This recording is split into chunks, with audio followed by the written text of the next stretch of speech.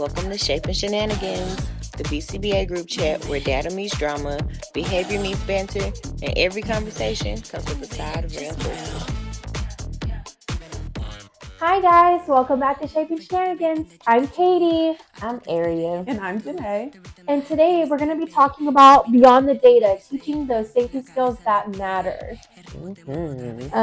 So the main thing about this episode is really just talking about how, like, a lot of times we forget that shift from clinic-based safety to actual community-based safety, which is obviously more real life, more real world, and more realistic.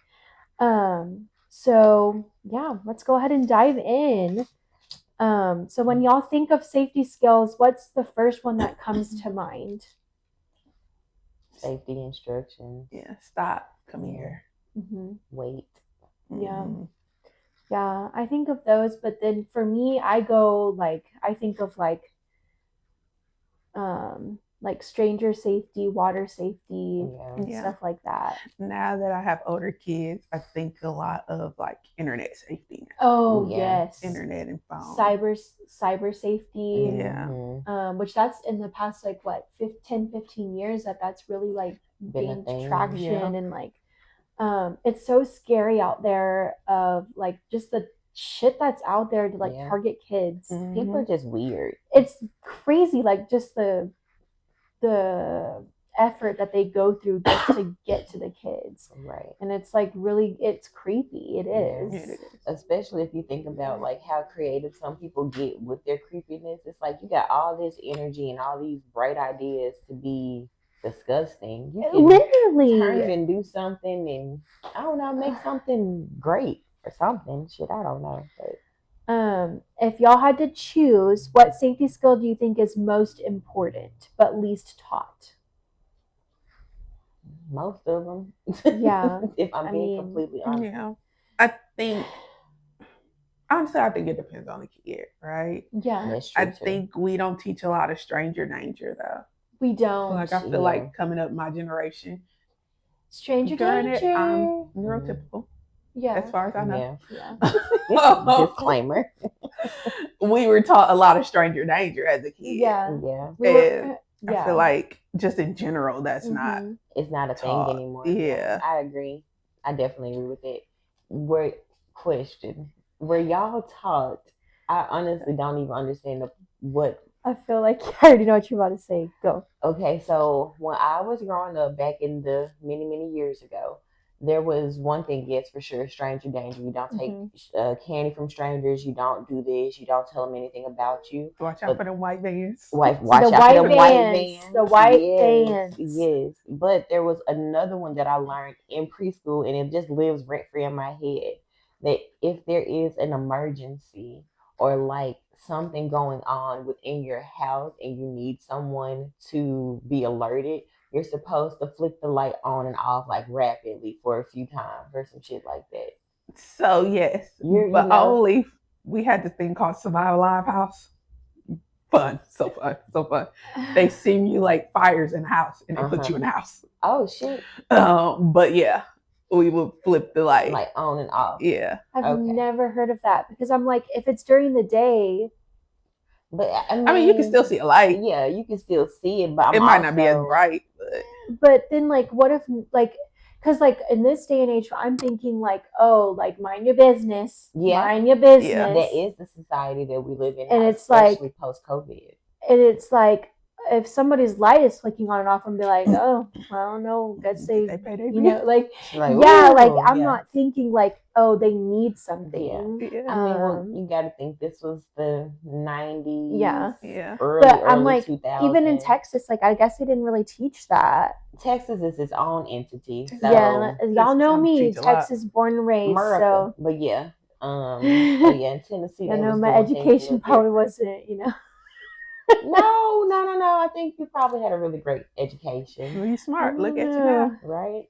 That's the post-secondary education. The stuff they don't teach you about. She got that schooling on the streets. I'm going to go on a tangent. I'm just going to keep going. Okay. Yeah, I gotta say because it's so funny. Say You it. know, in the 90s, they were like, "Don't do drugs. Say no to drugs. Yeah. Drugs are terrible." And there was always that commercial with the girl that was flat on the couch. Yeah. But this is your brain on drugs. I mean, to be honest, it looked like she was big chilling.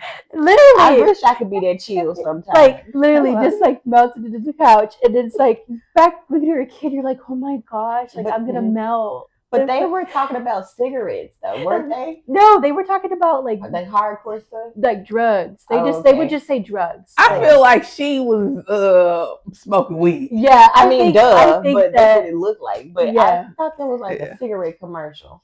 Because I was always thinking to myself, I think they were all two just combined. Yeah, just don't do them. They all drugs. Yeah, it makes me think about my grandfather smokes cigarettes right now. Half my family smoking cigarettes and drinking alcohol. But yeah. Have you ever seen a client pass a safety program but still not be safe in real life? Hell yeah. Hell yeah. Literally right now. Don't let them see one of their favorite toys. Literally, that's what I'm saying. Like gone. Inside of a clinic, you can only teach so much because you don't have those same enticing distractors that you're going to find outside in the real world. Yeah. Also, because I just thought about to some other kids I used to work with. So there were some safety skills that were taught exclusively in the center. And then we did work on them outside of the center, like still on the center grounds, but not past that. So like, did they generalize outside of the four walls of the center? Yes, from across the street to across the street. But then when I'm in my meetings with parents and I'm like, well, yeah, how was going to the grocery store this weekend? And, you know, did little Johnny's hold the basket with you? Like, did they just dart off and run off? And then, like, they ran off. So to kind of piggyback off of that and take it a step further, when we were, because I've done the same thing, we incorporated parents. So parent meeting, okay, we walking around the center. You gonna walk around, you gonna tell them stop, you gonna tell them come here. Okay, now we gonna go outside because that's where we at. Then you done passed this, let's go outside. We do stop, we do come here, we do walk with me. Hey, you a little too far. Come on back. Hey, if I stop, are you paying attention that I stopped? So you need to be stopping too. Right. So I have found that successful with a couple of parents. It's just more my heart because now, we taking them out. They stay with us in the parking lot. Like, you're just a little. So I think too is about generalizing and getting that buy-in from families. For sure. I agree. And I feel like at this place I did this in, the families were much more bought in. What's one moment where safety skills became very real? I had a client briefly, like I was their BCBA briefly, but they were working on like safety awareness around like water in the pool. We'll say that the kid could not swim, but loved the water and would just jump in to the water and jump into the deep. Like previously had a situation before I became their BCBA, a situation where they jumped in the deep end, and obviously, you know, natural reaction, everybody was freaked out. So they were trying to do like something called like aquatic therapy, basically where it's teaching them how to swim and like all that stuff for children that have like special needs. But made some progress, but then they went on a trip and kiddo didn't jump into the deep end, but like just the skills that they were engaging in was just not necessarily appropriate, and it could have gone left really quick, and mom had a whole panic attack about it. So I think for me, just elopers. Baby, they get out, they gone. Because little old me can't get you. Okay, out of shape, tired. Can't do it. Wagon. So even now, like I have a younger kid, he elopes, but it's not like we know the precursors. Like all right, he getting ready to go, or like we take him to the park. All right, he's starting to get a little bored. He about to run. Yeah. It's time to go. So like teaching him, I'm all done. Like, but I think that's like kind of the main thing for me. I haven't had anything kind of outside of that yet. So yeah. I'm trying to think. I guess mine would be elopers as well. You know, like getting outside of the building, like trying to go into like the street or you know, stuff like that. That definitely just happened to me and one of my clients. And gave specific instructions on what to do and how to do it, and we shouldn't even got to that point, but they made it right outside the front door, and luckily someone was there to save the day. But scary stuff. Because how the hell you explain it to the parents? Yeah, that's that part. So, what are safety skills really? What would y'all say actually qualifies as a safety skill in ABA? I think things that's gonna help you survive. Not survive. Like be injured. Yeah. I automatically think hit by a car because elopers. Hit by a car, drowning. Yeah. I think it kind of goes back to the Euro. Did we all go to that CU? No. Or it was just me and you? Just me and you, yeah. Of how, like, some of the, great speaker, by the way, some of the statistics that she had, it was, like, really eye-opening. Yeah. About, like, how people in the community, like, whether it's autism or whatever, special need, whatever it is, how they're just more susceptible to dying just because of the diagnosis. And then you think about, like, teaching the safety skills, and even if they do know the safety skills, generalizing it, it's just really I think too, a lot of them are very curious. Yes. Yeah. Curiosity killed that cat. Sure did. Yeah. Okay. And that's something come where that mind your business culture come from. Yeah. Don't be so curious. Please don't be so curious. You know, we gotta leave something. Leave something. Just leave it. Would y'all say that we are teaching safety skills or compliance disguised as safety? Both. Yeah. I would say we're teaching safety skills. Because whenever I think of safety, I think of life or death. And so like that is like, okay, yeah, like you can call it compliance, but at the end of, like, you have to do this because you will die if you you know, like walk into the street when a car is coming, or jump into like a lake, or you know, or I think it also goes into the kid and also how you're teaching it, right? Yeah. Because a responding to name can be a safety skill, right? Yeah. Okay, do they fully need to look at me? Do they fully need to turn around? Do they? That's kind of where some of that compliance gets in there. Because some of my and see, like for me, like I guess because I learned from you, like I don't require eye contact. I always, and I will tell parents too, like I only like will do orientation. So like, did they turn towards you? Did they turn their head? Did they, you know, lift their head up? Like, you know, some type of sign or indication that they heard what you said. I was like, I'm not gonna teach, like you have to turn and look and you know, make eye contact, and hold eye contact. So I think that's kind of where it gets to compliance. Yeah, I agree with that too. I see your perspective, because genuinely when I think about safety skills, it's like, no, I'm teaching you these skills because if I don't, one, who else is going to do it? And then two, how would you know what you should do in a situation like this? But I think we talked about this one already, but do y'all think safety skills are prioritized enough in treatment plans? No. And then, okay, another question. How soon would you guys start teaching safety skills?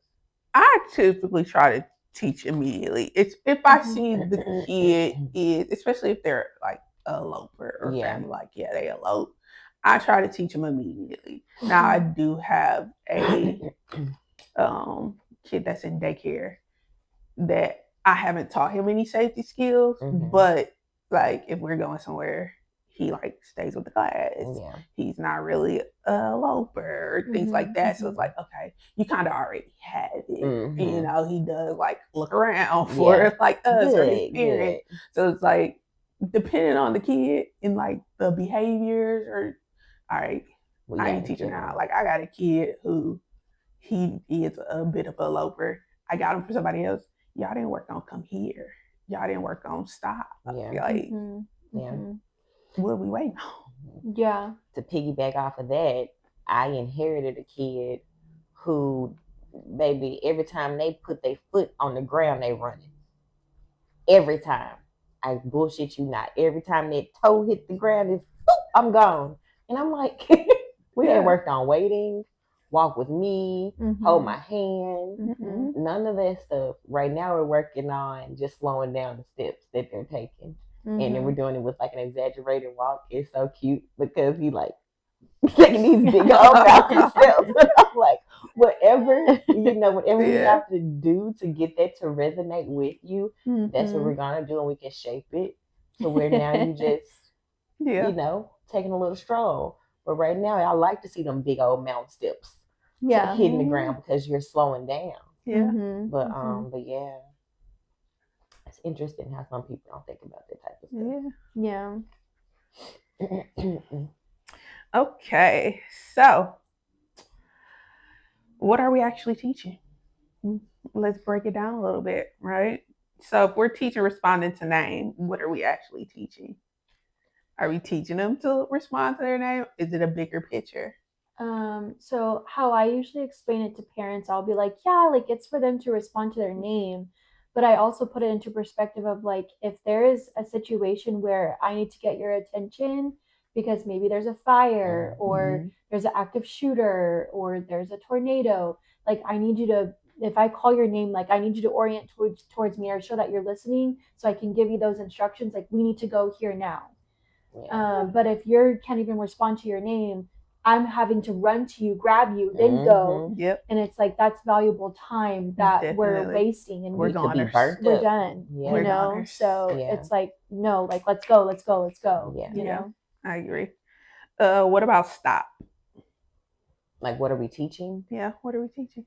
What's the bigger picture? Oh, I look at it as we're talking safety skills. Hey, stop walking because you're in danger. Right. You're at a curb, or maybe somebody's driving crazy. Bicycle on the curb or on the sidewalk. Hey, stop! It's a bike coming. Hey, stop! It's a dog coming. Just so you can be, even if you're not aware of your surroundings. Right. Okay, you hear this, you know something's going on, about to happen, or something like that. And I do think it's really good for those elopers. Okay. For sure. Hey, like, even if it's for like a brief moment. Ready, sit, go. You know? So, what about waiting? Are we talking about waiting in one area, waiting for an item? I love it. So, patience. Yeah. Waiting comes with I feel like waiting it's a lot. Yeah, it encompasses a lot. Yeah. But I would say overall, so if we're talking about waiting for an item, it's just building up that tolerance that, you know, you don't always get. Just because you say that I want this, you don't always get it. You know, think about my paycheck. I want it immediately. Yeah. I got to wait 2 business weeks for that shit. But anyway, that's beside the point. But yeah, teaching them how to wait. If it's something like waiting, and like I have another goal for a kiddo where because they do elope, sometimes parents are not able to get to what it is that they're wanting to do right at that moment. So a program for them to wait just for 2 seconds, like just pause briefly for 2 seconds before you continue on with whatever is going on, just so you're like, okay, it's not that I'm not getting it. It's just there's just a tiny little delay before I'm actually able to move forward with the transition or you know getting the item. I also look at it as like staying with your parent as well, because if you think about it, some parents do have multiple kids. Okay, let me get you out the car. Hey, you wait right wait. here Yeah. while I get your sibling out the car as well, you know, because you run out in the parking lot, you little, ain't nobody gonna see you. And even if you're a little bigger, people genuinely do not care. Situational awareness. It's so sad. Like, hey, there go that open parking spot. Right. Let me whip into it. Let me just go. And they don't think about that. Like, even like around your neighborhood, like there's so many little kids in my neighborhood. And I see them on their little bikes, and I know, like, the moment I see their little pedal, I'm already slowing down.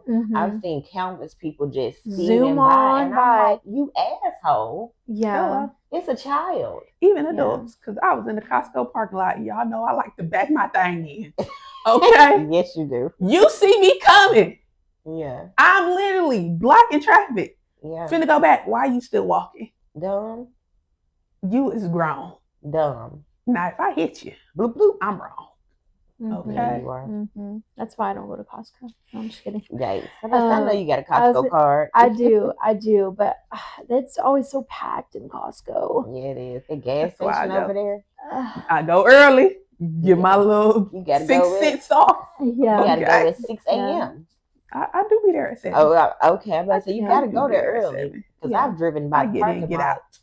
And it is packed. At 10 o'clock, it's I the did clear. go. Like, what are we doing? Because it's one close.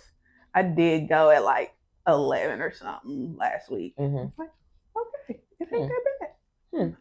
Okay. But I do try to stay at 9 a.m. and like after 3. Yeah, I'm not going. Please no. I was gonna say really quick before you move on. Another good thing for waiting is waiting to cross like the street. Yeah. Yeah, because you can't just go. You gotta wait. There. And then another one that a lot of people, a parent brought up is she's like, my kid, he will not wait in line if we go to like, you know, Cheeky Monkey or whatever, you know, where they have to wait for their turn to like get into something. He just is like running ahead. And like just you gotta wait in line, dude. Definitely. Speaking of crossing the street, the button. Yeah. Yeah. Half of them don't work. I literally bless my client heart. He older. He's like, if we gonna push the button, it's gonna like let us go. Hey, baby, that button don't work. It don't. It's just don't break his heart. It's a placebo effect. Yeah. Don't break his heart like that. Well, no, he needs to know. Let him. He was high functioning, so he got it. We joke all the time or whatever. And he ain't touched that button since. Good. And we just be all right. Whenever the light turn, we go ahead and go. Yeah. Them buttons don't work. What about teaching stranger danger? How do you guys teach stranger danger? So go ahead, Katie. Well, I was gonna say it's kind of hard to teach in the clinic because everybody, and so like how I teach it in the clinic is like I'll like get a picture of like I also teach it in like recognizing mom and dad and family, but I'll also bring in like strangers from like you know in the internet and be like, okay, so where's mom? This is mom. Okay, so this is a stranger, and try to teach it that way. Yeah. But of course, that's not practical in any way. But if you only work in the clinic, like what can you do? You can't really teach it. And of course, with my higher functioning kids, like I say, like if there's somebody that you don't know and they're asking you these questions, like you don't tell them your birthday. You don't tell them, you know, your name. Yeah. And that's what I won't say I'm struggling with. Like my other kid who like clinic trying to get it. Got it. Yeah. He know what a stranger is. He can give details. He can all that. I show him a picture. I don't know that person. Good. I was talking to his mom. She's like, yeah, he went up to a stranger and just started talking to him. Like, you don't know him.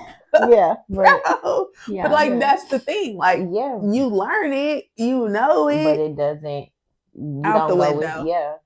For me, I don't honestly feel like I've had the opportunity to teach that per se, but something else that I'm currently working on is like just boundaries as far as like personal boundaries. Yes, like, that's a good one. Just because, you know, you're comfortable with this person doesn't mean you just go up and sit in their lap. Yeah. Especially like I got an older kiddo, and one, I don't think he realizes his size, and then two, I don't think he realizes, you know, that he is getting older. So like certain things that you're doing now, they're not as socially socially appropriate as they were, you know, 2 years ago. Like, you can't come and sit in my lap. Yeah. You're not my child. Yeah. I do care for you. And so anytime I'm like, hey, you know, because some therapists are okay with him being so close to them. And I'm like, well, at least have him ask,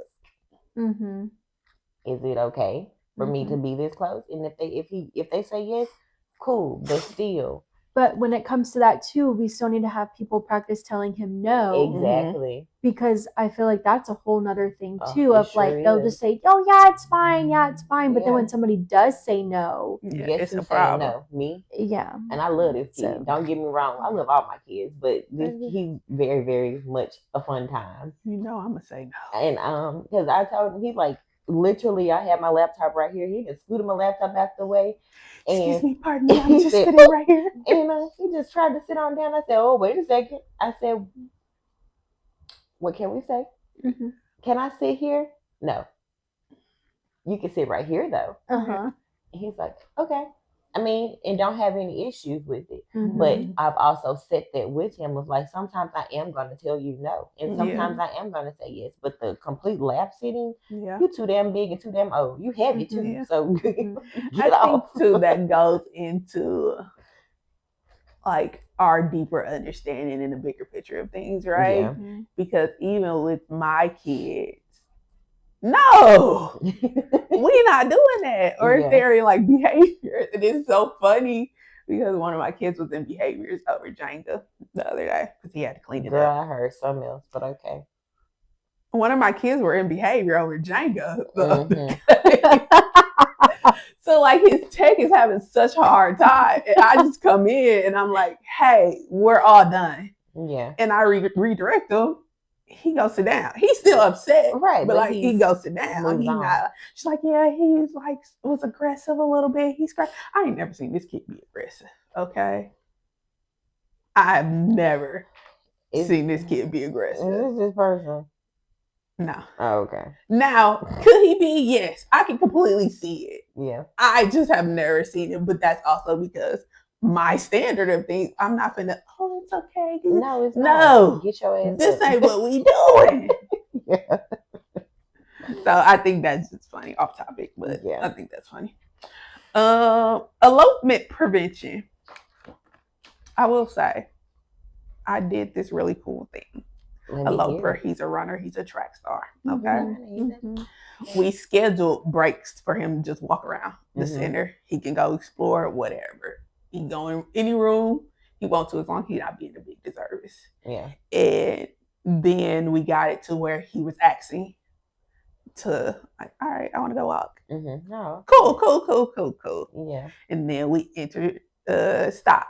So we got our little stop sign. Stop. All right, we can go. All right, stop. We can go. All right, stop. We can go. And then we eventually got it to where we were outside. Now, it was 5 of us. I bet it was. Circle around the boy. If he get a little inch ahead of you, he gone. Okay. And then it eventually got down to where it was just like 2 people. And he would like stay with us. And he would ask, because we're like, it was a plaza of like office buildings. So he would like want to look into the windows. You can look into the windows, you just gotta ask. And he would ask. Good. That's a good, great moment. And his elopement went down. Good. All right. I don't know what he's doing today, but he's probably somewhere building something big. He was smart. Well, send me that protocol because I might have to implement it for my kid that's doing the big giant steps eventually. I got you. Cool. Yeah. That's something that we never did that we need to do. Goal bank. Yeah.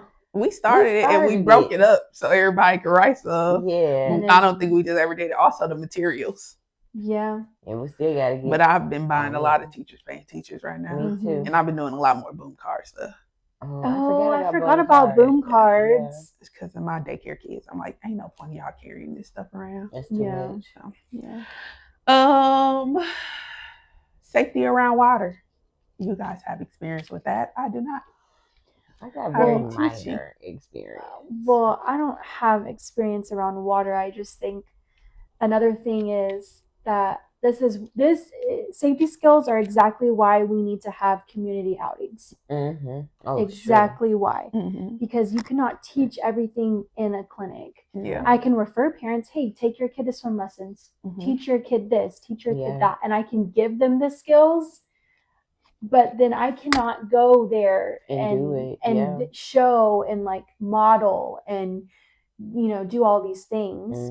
And maybe I need to get like a little pool or something, but it's not. Throw them in there. Like practical, no, actually, don't. You're gonna have so to like, get I don't know. They have to sign something, girl. But that's the part that stresses me out. It's like, because like just in general, like take out the autism.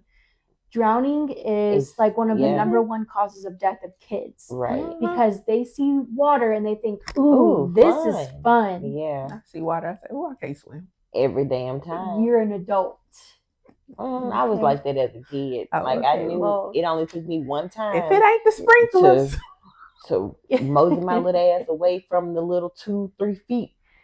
And I was like, oh hell no, my head dipped back. I was like, oh no. Yeah. But even as an adult, because some of the pools when they go down, it's like, it's unexpected. Oh yeah. Wait a minute. You almost had me.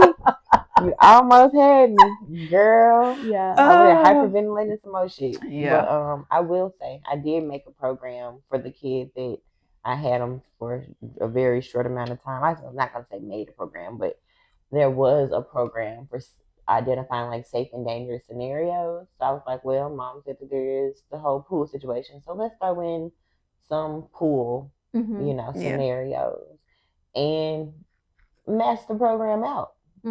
Still was trying to jump in the pool though. Yeah. So it's just like, good intentions, but it's not enough. For sure. And that kind of brings us back to the CEU that she was saying. She's like, you can teach it all day long. You have to have in-person training. Yeah. You have to practice it in real life. If you don't practice it in real life, it didn't happen. Everything that you did in the center don't mean nothing. Yeah. What about reporting harm? How do you teach that? Haven't had to. That's hard, I think. I think you have most of the experience with older kids. Yeah. And I feel like that's more of like because younger kids, like, although it does happen to them, they don't have that understanding to like talk about it. But I will say something that I do tell parents is like, because of that, like, you cannot teach your kids that a vagina is cookie or that the penis is your willy or whatever. Yeah. You need to teach that is a penis, that is a vagina, that is a breast, that is a butt or a bottom. Yeah. So that if a kid says, somebody's touching my vagina, right? I'm like, okay, that's not good. Hello. Right. Yeah. Oh, go ahead. I will say I haven't taught that because a lot of my parents are a little. So like I don't want to. But I explain it in that reason though. Yeah, for sure. Yeah. I think for me, it is different when we have younger kids and we're in the center because they get hurt, right? We're immediately, hey, this happened. We got to enter the report and we sent home, right? But for my older kids who are in school, one of my kids got stabbed in the back with a pencil. And his mom was like, I asked him, like, what happened? Oh, he can't tell me, right? My heart. What? So what I did, and this was last summer, I had so much fun. I would either write on him or I would like put a sticker on him. I would text mom, hey, blah, blah, blah. This is what he should like say, something like that, right? And when he go home, you ask him what happened. And he should hopefully tell you, right? Janae wrote on me with a mark.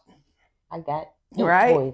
And then once he got a little, like more with it, I would give him a scenario like so and so hit you, so and so did this, so and so did that. Okay, now you also have to recall and go home and tell this. So That was fun for me. That is a really good one. Go I'm ahead. gonna take some notes, but they do have to be able to recall. Yeah, I was just about to say a lot of recall. the things we're talking about is like, at what level is your child at? Like, do they have some type of understanding of being able to recall information and things like that? It's like, just different things. Also, do they tell the truth? Ooh, because no, seriously. Because I got a friend who she's been working at home as an RBT, and she just told me that this kid been lying on her, saying that she been beating them. Mind you, the parents are in the house with them the whole time. Wow. Yeah, and I said that gets real sticky. It does. Real quick. Yeah. And she wouldn't hurt a fly. Genuinely would not hurt a fly. Now, if she did, maybe the fly pissed off today. Yeah. But she really would not be putting her hands on her child. Yeah. So, like, for him to like say that because you lost the game, or she said you can't go do this because you have to do this first. This gets really, really sticky. I had a kid when I was a tech. It's kind of funny, but also it's like, come on. Like, he would like do stuff and then he would fall out. He'd be like, ow, ow, ow. See, don't do that because now I gotta walk off. I would literally walk away. We had like this little car roller coaster thing, and he would literally fall over. And, help me! But ain't nobody did nothing to him. Yeah. Stop doing that. Like, stop.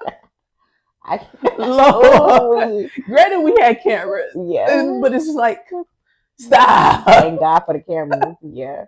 I know. Teaching like the boy who cried wolf. Oh yeah. It makes me think about one of my kiddos that I got, and they were actively charging at the technician that they were with. So I had came in to like redirect, and I'm like, hey, we can't do this. My hand goes like this across their arm. Don't touch me, you're hurting me. I'm like, I barely touched you, friend. I barely touched you. Let's not do that. Let's not do it. What about asking for help? I feel like that one's relatively easy to like teach, in my opinion. Yes, to teach, no to generalize. Yeah. Okay. I feel like kids learn how to ask for help, but they don't realize that they can ask for help across multiple like settings and scenarios. Yeah. I think once it gets into, okay, I'm out in community, something's wrong, I need help. Yeah. That's the harder part. Yeah. Versus like, I just need you to get this for me. I need you to open this for me. That's easy. Easy breezy. Yeah. Hey. Or, okay, I can't help you. Go find somebody else, right? Mm-hmm. So even like with like opening stuff, help. Mm-hmm. Oh, I can't. I don't know how. Oh, my hands are full or something like that. So what you gonna do now? Mm-hmm. Yeah. Mm-hmm. Like you just gonna go sit there, you gonna wait, you gonna ask somebody else. Right. Like teaching them, okay, well so-and-so's right here. You can ask them. Mm-hmm. Oh, no, I can't do it. So-and-so, go, you know? So I think that, but like when you're out in the community and like, oh, I'm lost. Like, what do you do when you can't find your parents? Because I just saw a video about that. A little boy got off on the wrong bus stop, and a woman, a little guardian angel, just was there. Just so happened to be an actual good person. Yeah, walking by, she's like, I know something's off, and luckily she was able to, find out where he lived at and everything. Yeah, but yeah. Which of these do you feel like is most critical for a learner? Every last one of them. It's safety skills, isn't it? Everything. Yeah, I agree. I do sometimes feel like it's a level, not a level. Sometimes like an order. Oh, depending on the kid. Like I might teach weight before I teach you come here and stuff. You know. Yeah, that's true. Which one of these are often rushed or taught too early? Do you feel like any of them are ever taught too early? Not necessarily taught too early. Like maybe we teach it too early, or like we introduce it and we're like, okay, actually I should have taught you this first. Yeah. So it's just like, okay, now we're teaching both, or now we got one on hold and we're teaching this one, type of thing. Really just depends. What does it mean to master a safety skill? The data shows that it's 80% or above. That's what it means. That's by book. Yeah. By book. Textbook. I think real life, okay, if I'm teaching you weight, can you go out in the community and wait? And wait. Mm-hmm. If I'm teaching you to look both ways, can you go out at this little street corner when we just having fun, taking a walk, and actually look? If I call your name, we out at some store. Are you gonna Are respond? you gonna respond? Yeah. So I think that's kind of where it is mastered when you start to do that consistently. Yeah. We kind of already talked about this, but how often are safety skills only demonstrated in controlled settings, aka All the time. Every day, all day. All the time. If you're not contriving it to be outside of the clinic, it ain't gonna be outside of the clinic. Yeah. Typically. Yeah. Are we sometimes checking boxes instead of ensuring that safety is actually being followed? I think it depends on the BCBA. I was gonna say I don't. I definitely don't. Like if I'm teaching safety skills, I'm also teaching the parent. Because hey, y'all with this kid majority of the time. No, 1000%. Let's work on it. Have you ever seen a program marked as master that you didn't trust? Heck yeah, all the time. I just go back and reopen it. Go ahead and just revamp it and restart all over. I've seen a target data for a target at mastery criteria for like a week, and I think like longer than a week, and I'm just like, well, when I'm observing this kid, they look completely different. So we're gonna keep it right where it's at, and I need to go back and train you guys to make sure y'all are collecting data appropriately because oh my gosh, something ain't right here. So I think it just depends. So why would y'all say teaching or generalizing skills is so hard? Because some companies don't allow you to like go out into the community to like teach them in a more realistic setting. I think that's the number one and only answer. The only way to answer. I agree. It was another thought of like what environments do we fail to teach in? But it's like all of them if they're not in that particular setting. So it's kind of hard. And I was gonna even ask like what barriers are there, but it's just like the companies don't let you community, and it's messed up because like I know I used to have one kiddo in my last company, and parents were like, well, we want to work on this, and I'm like, well, I'm okay. Like I feel like if the BCBA is okay with meeting the family outside of the center, then let that just be what it is. Like let's work on this, because then it turns into like what's more important, the care of the child, or these are y'all's business hours type of thing. Okay, another question. How do prompts interfere with teaching safety skills, or do they interfere with them? I mean, when it comes to certain things, I feel like sometimes we get prompt dependent. And so sometimes those are not going to, I mean, a lot of times they're not going to be available in the real world. Like no one's going to be able to prompt you to ask for help or even waiting. Prompt you to wait. Like, oh, remember we're waiting. You have to hear it in order for it to happen type of thing. I definitely agree. Like if that kid's prompt dependent, and I think also teaching, when you're teaching, what type of prompts does that kid use or need, right? So for instance, with my kid, teaching him to describe, we were trying to verbally prompt him. That wasn't working. Okay, he doing good with visuals. Let's write this thing on out, you know? And even making, okay, if I'm generalizing to parents, this is step I want you to practice too. Making it prompt accessible to parents. So if I am doing a visual, okay, let me maybe give you a discrete visual that you can maybe put in your pocket or something. Put on your keychain. Things like that. Picture on your to phone. make it, to make it a little more accessible versus me giving you this full sheet of paper. Yeah. That you got to look through things for, you know? Yeah. So I think prompts are helpful. It's just how you do it. Yeah, very true. Fading them out appropriately. Yeah. A lot of people don't fade prompts out appropriately. They sure don't. Fade them out too fast. They skip some. Now we just got to go back. Yeah, and start all over. Yeah. Would y'all say that, well, not even would y'all say, but how would y'all say that distractions and like fear interfere with a learner's responding? More so like the distractions. I mean, I think it's natural though. Yeah. I think we need distractions, right? Because in the real world, there is distractions. That's true. I think the fear comes from the adults. Yeah. Right? Because the kids be happy to be there. The BCBAs. Happy as a clam. The parents. Yeah. Okay, I don't want my kid to be judged. Blah, blah. Your kid gonna be judged. I'm sorry to tell you. Yeah. We are terrible human beings. Yeah. We're gonna judge. As a whole. We just gotta move past it. You know? So I think that holds back. And even as a BCBA, fear of like, okay, if something happened, I'm gonna tell this parent. Yeah. You know? So that's a lot of weight. That's a lot of weight because I don't want nothing to happen to anybody's child while they are in my care. That part. So I think for that, it's usually the adults. Yeah. I agree. So what does effective safety teaching actually look like?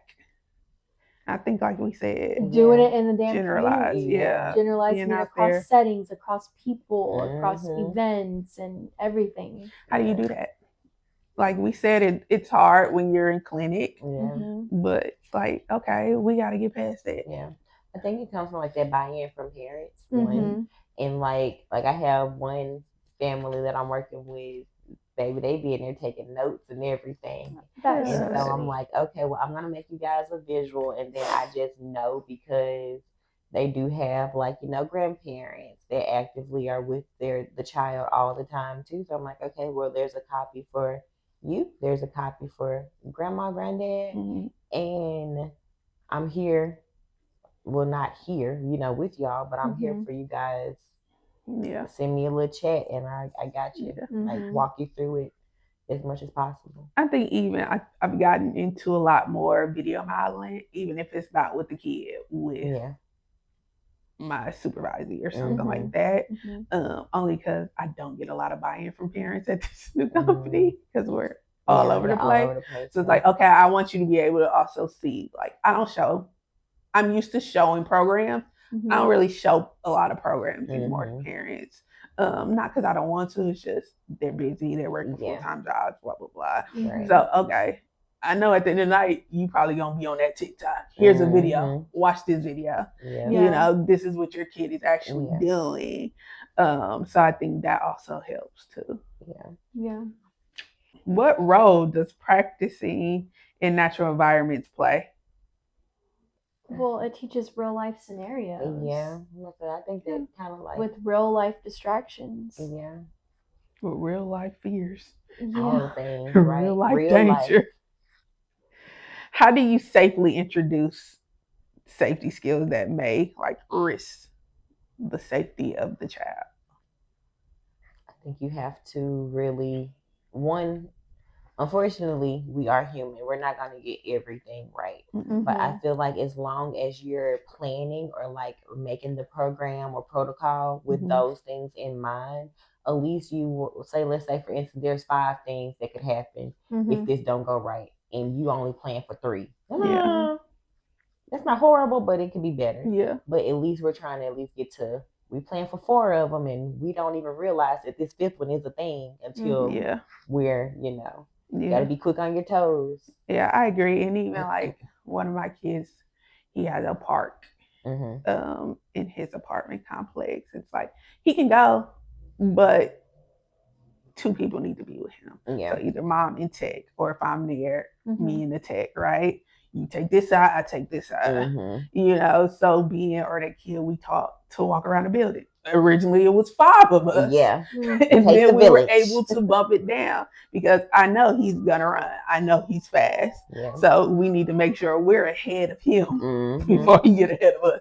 Yeah. So I think that, but of course we're not perfect. We're human. We also get distracted, So okay, give yourself a little bit of grace, but also be on your fucking P's and Q's. On every P and Q. I's dotted, T's crossed. Please.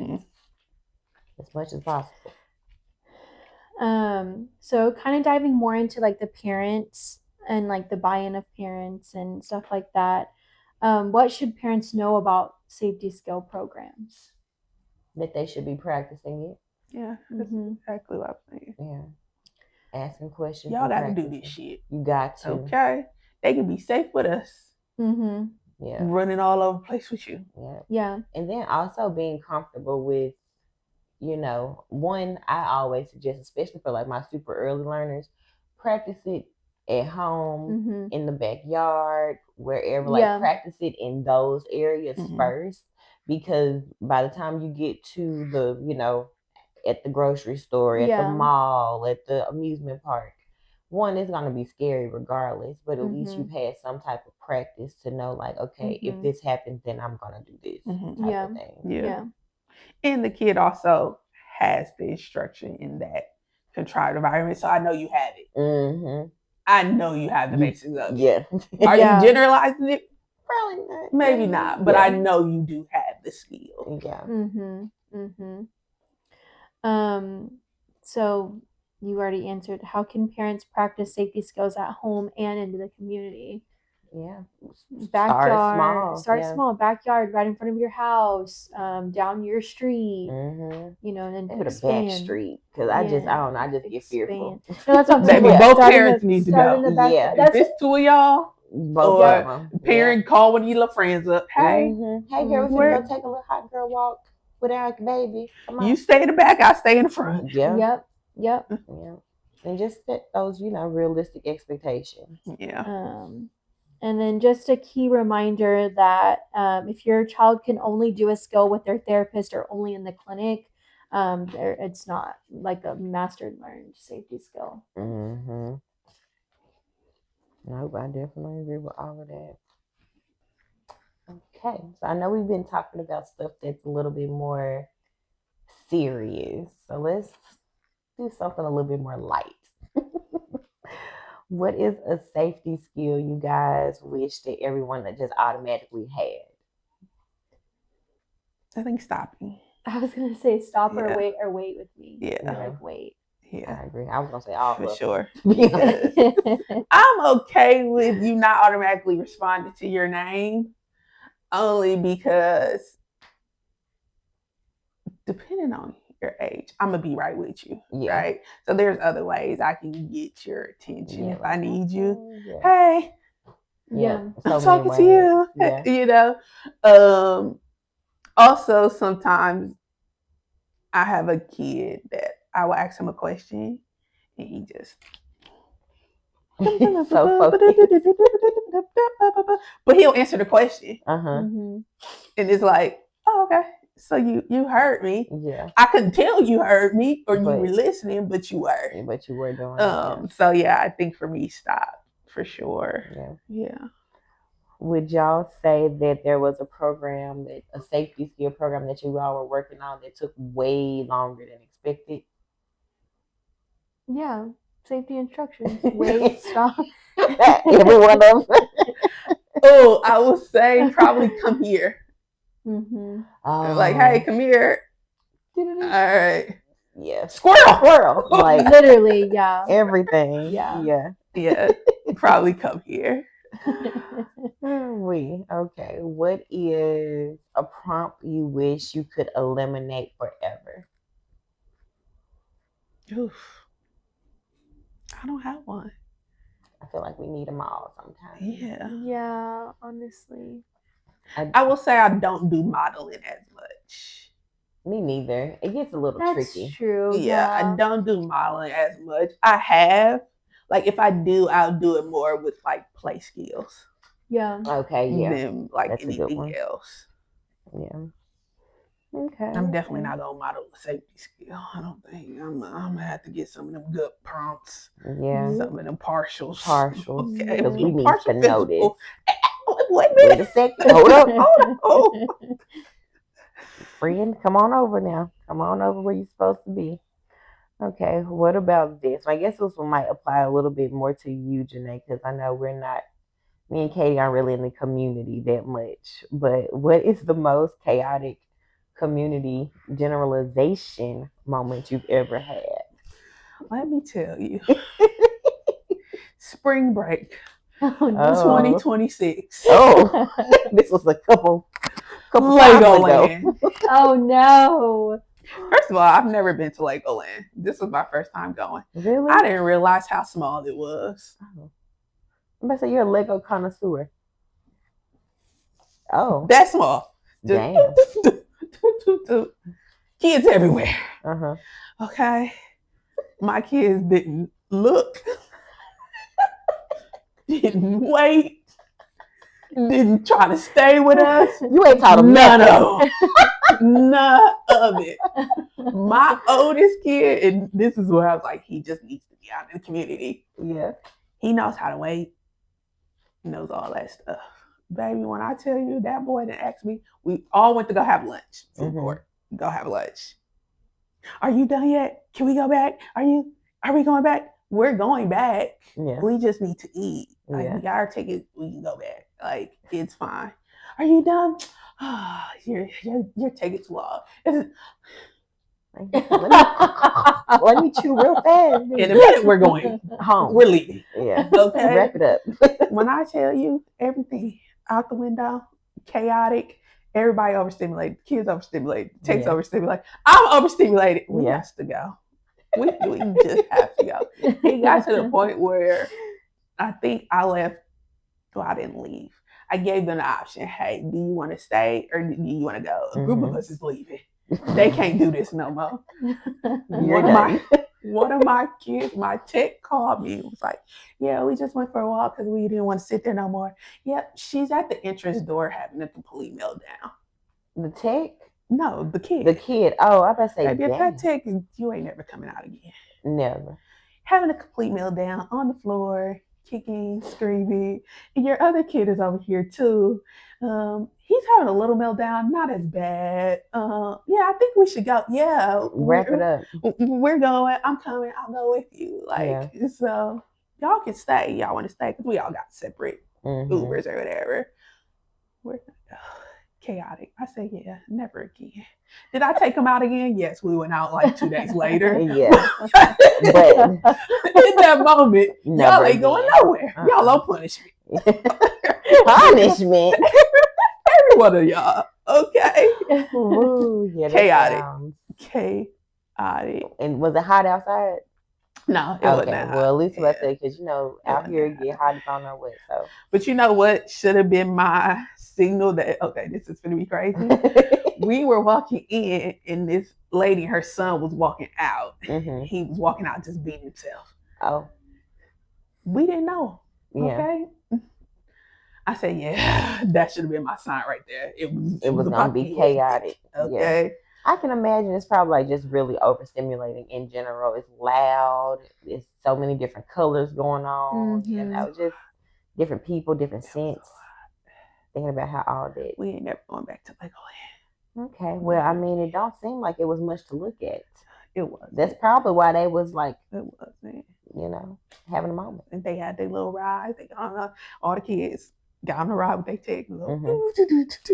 Circle.